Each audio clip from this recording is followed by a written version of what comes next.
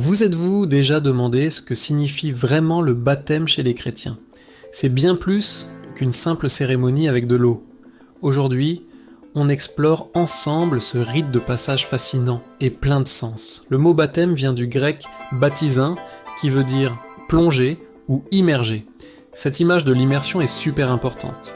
Pour beaucoup de chrétiens, être que plongé dans l'eau symbolise la mort à son ancienne vie, à ses erreurs, et en ressortir représente une nouvelle naissance, une vie transformée avec Dieu.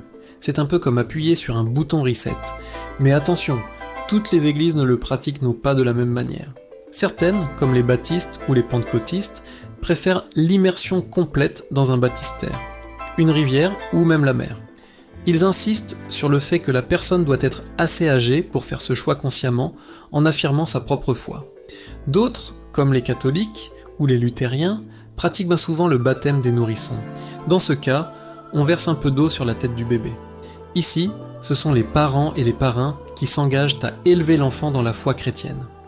Pour eux, le baptême est un don de la grâce de Dieu qui accueille l'enfant dans la communauté dès son plus jeune âge. Alors, quelle est la signification profonde derrière tout ça?